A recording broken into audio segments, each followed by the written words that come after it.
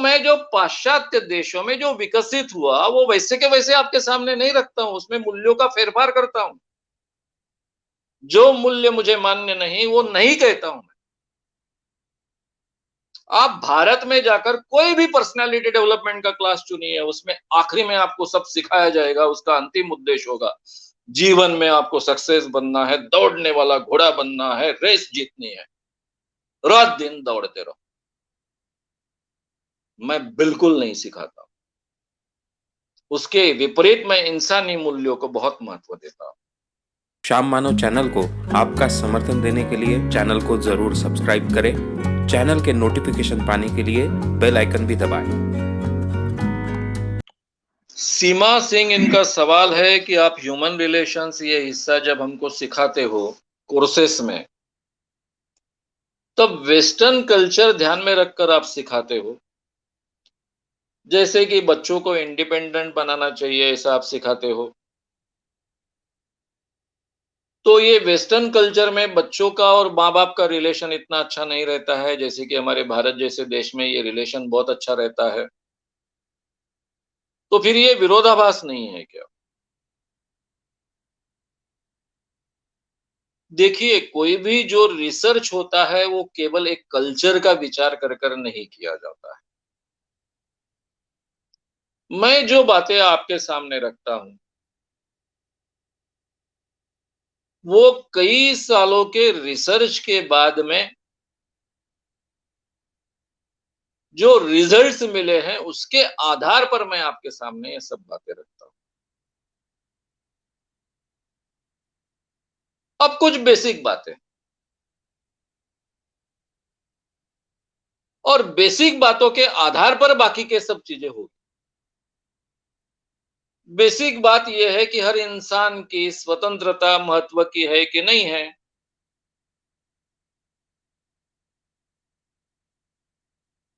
यानी हमारी जो कॉन्स्टिट्यूशन है, उसका आधार 4 तत्व है। एक इक्वालिटी, समानता, दूसरी लिबर्टी, स्वतंत्रता, तीसरी फ्रैटर्निटी, बंधुता, और चौथी सोशल जस्टिस, सामाजिक न्याय। ये 4 बेसिक चीजें एक बार हमने स्वीकारी, तो इसके आधार पर ह्यूमन रिलेशंस। अगर आपके मन में ये बात है, इक्वालिटी की क्या आवश्यकता है? नेचर ने कहा इक्वल पैदा किया। स्त्री स्त्री होती है, पुरुष पुरुष होता है, ब्राह्मण ब्राह्मण होता है, वो होता है, मुस्लिम मुस्लिम होता है, हिंदू हिंदू होता है। अगर ये हमारी मान्यता है, तो ये ह्यूमन रिलेशन के नियम बिल्कुल लागू नहीं। अगर हम इंसान को इक्वल मानते हैं, अगर इंसान को लिबर्टी मिलनी चाहिए ये मानते हैं, अगर इंसान इंसान में फ्रेटर्निटी रहनी चाहिए ये मानते हैं,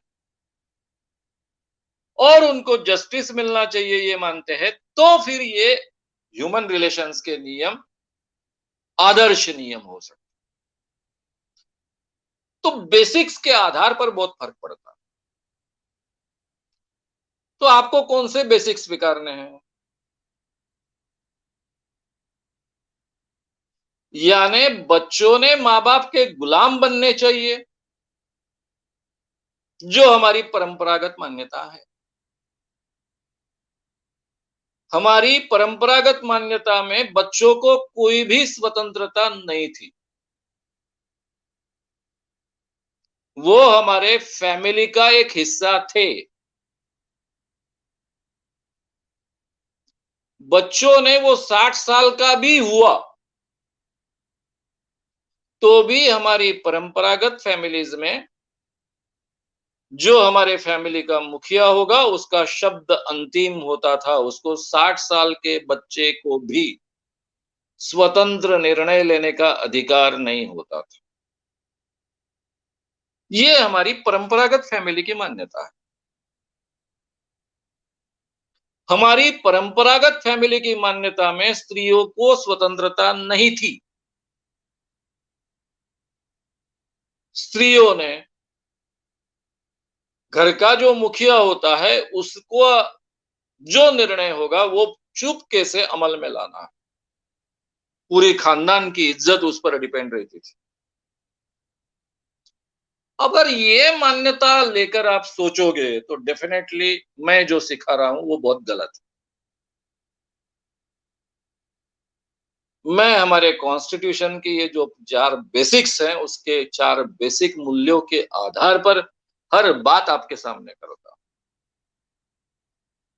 और ये 4 मूल्यों को स्थान देने वाली चीजें मैं सिखाता हूं। अभी आप कहोगे कि ये पुराने मूल्य लेकर तो हमारे समाज में स्थिति रही नहीं, बदलाव हुए हैं। डेफिनेटली हुए हैं। लेकिन ये बदलाव की दिशा क्या है? ये बदलाव की दिशा ये 4 मूल्य है। उसमें कुछ गलत बदलाव हुए, कुछ अच्छे बदलाव हुए। आजकल आपको इतने बड़ी फैमिलीज मिलेगी नहीं कि जिसमें सभी भाई-बहन साथ में रह रहे हैं। ये हमारे भारतीय परंपरा के खिलाफ। पहले फैमिलीज एकत्रित होती थी। अमीर से अमीर फैमिली में भी यानी उसके बिल्डिंग के पहले अगर 10 रूम रहते थे तो 15 बन जाते थे, लेकिन वो साथ में होते थे। अलग-अलग घर नहीं बनते थे। तो अच्छा नहीं माना जाता था। आज हम अलग-अलग रहते हैं, सेपरेट होते हैं। क्यों भाई? क्योंकि आज के ज़माने में हम इक्वालिटी और स्वतंत्रता के साथ में आने वाला इंडिपेंडेंस इसको महत्व दे रहे हैं। हर भाई को उसके बीवी के साथ में, अपने विचारों के साथ में, अपने अलग से जीने का अधिकार होना चाहिए। ये मानकर हम आजकल इज़िली चलो भाई आया, घर में 2 भाई है, माँ-बाप है, एक की शादी हो गई तब तक ठीक है। लेकिन जैसे ही दूसरे की शादी होती है तो तुरंत घर अलग-अलग किए जाते हैं या फिर कुछ दिनों में किए जाते हैं। दोनों बहुओं ने एक दूसरे के साथ में कंपल्सरी जीना चाहिए आग्रह हम रखते नहीं। एक बहू तक ठीक है भाई। तो ये सुधार क्यों हम कर रहे हैं? क्योंकि आजकल हम इक्वालिटी को महत्व देते हैं। केवल इक्वालिटी को नहीं तो उसके साथ में स्वतंत्रता को महत्व देते हैं और स्वतंत्रता के साथ में एक इंडिपेंडेंस को महत्व देते हैं। और इसको महत्व देने का जो मूल्य हम स्वीकार रहे हैं, उसी के आधार पर हुए हुए रिसर्च के आधार पर मैं ये सब बातें आपके सामने रखता हूं। जो परंपरागत मान्यता के माँ-बाप हो गए कि बच्चों ने हम कहते हैं वैसा सुनना चाहिए। बच्चे हमारी प्रॉपर्टी है। हम चाहे वैसे उनका करियर बनाएंगे। हम चाहे उसको ऐसा बड़ा करेंगे।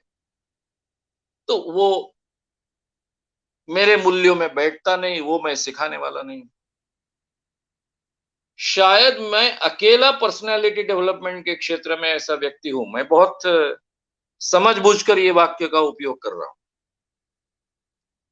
मैं अकेला पर्सनैलिटी डेवलपमेंट के क्षेत्र में काम करने वाला व्यक्ति हूं कि जो इंसान को इंसान बनो ये सिखाता है।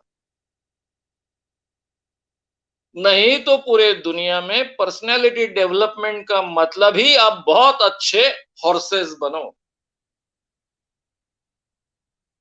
घोड़े बनो।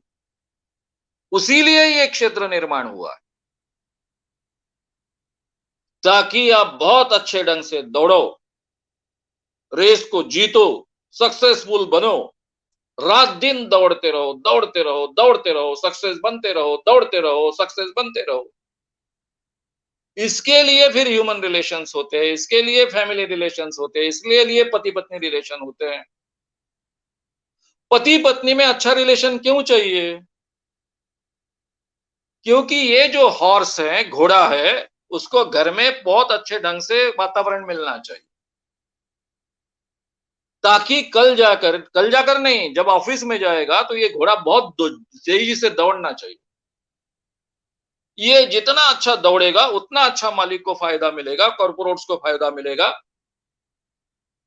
और कॉर्पोरेट्स को फायदा मिलने के लिए ही तो ये यंत्रणाएं विकसित हुई। तो मैं जो पाश्चात्य देशों में जो विकसित हुआ वो वैसे के वैसे आपके सामने नहीं रखता हूं, उसमें मूल्यों का फेरफार करता हूं। जो मूल्य मुझे मान्य नहीं वो नहीं कहता हूं।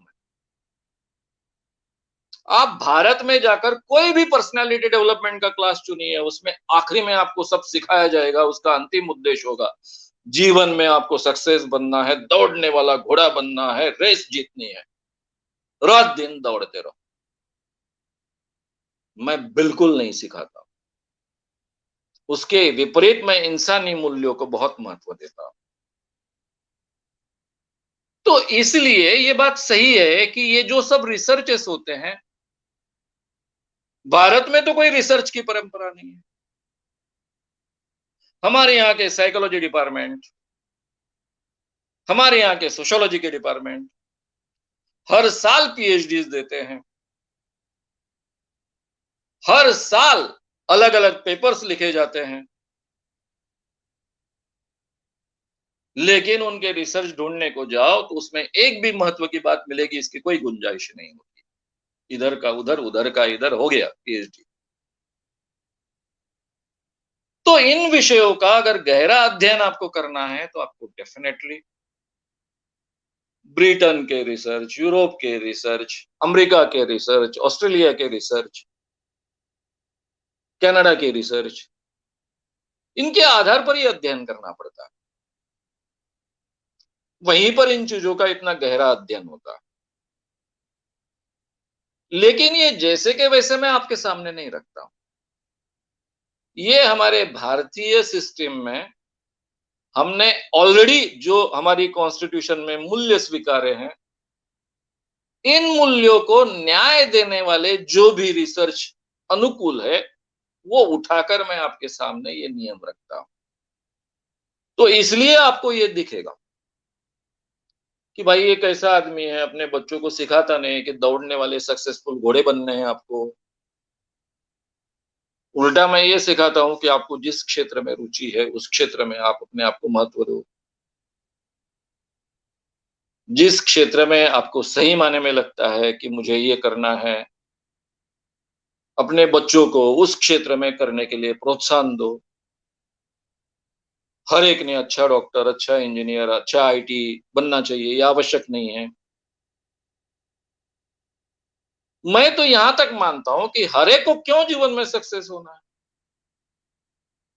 क्यों हमारे बच्चों को सामान्य इंसान कर कर जीने का अधिकार नहीं होना चाहिए। नहीं मुझे बड़ा बनना भाई, मुझे एक सामान्य इंसान कर कर जीना है, आनंद से जीना है। मुझे जो चीजें पसंद है वो करते करते जीना है। ठीक है, मैं इंडिपेंडेंट रहूंगा, किसी पर डिपेंड नहीं रहूंगा, किसी को भीख नहीं मांगूंगा, आपको भी भीख नहीं मांगूंगा। ऐसा इंसान कर कर मुझे जीना है। ये अधिकार होना चाहिए कि नहीं हमारे बच्चों को? मैं मानता हूं ये अधिकार हमारे बच्चों को होना चाहिए। ये अधिकार हमें भी होना चाहिए।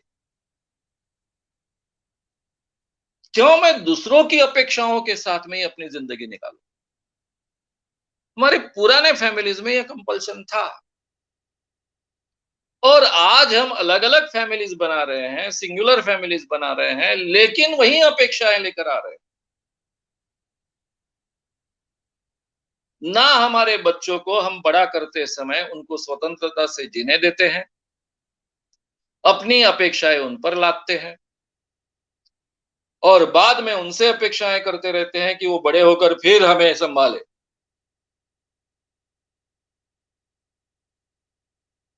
तब उनको मुक्त नहीं करेंगे। तो ये सभी चीजें योग्य नहीं है ना।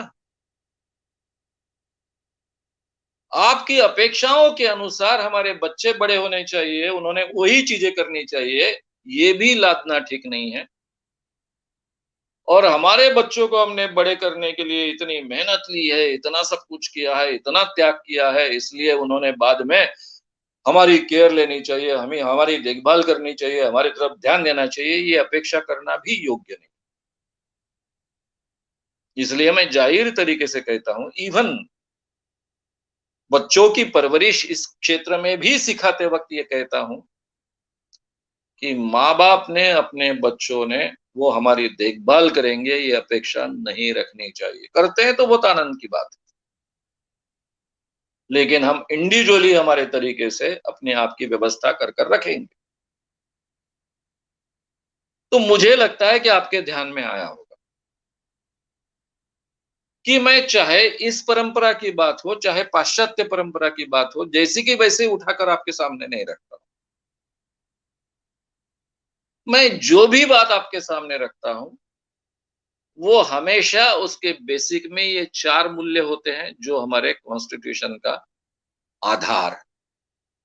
इक्वालिटी, लिबर्टी, फ्रैटर्निटी और जस्टिस। ये 4 मूल्यों का संवर्धन जिन नियमों में होता है, वो नियम मैं आपके सामने रखता हूं। अगर ये मूल्यों के बारे में ही आपके मतभेद हो गए, तो फिर आपको लगेगा कि मैं जो बोल रहा हूं वो विरोधाभास है।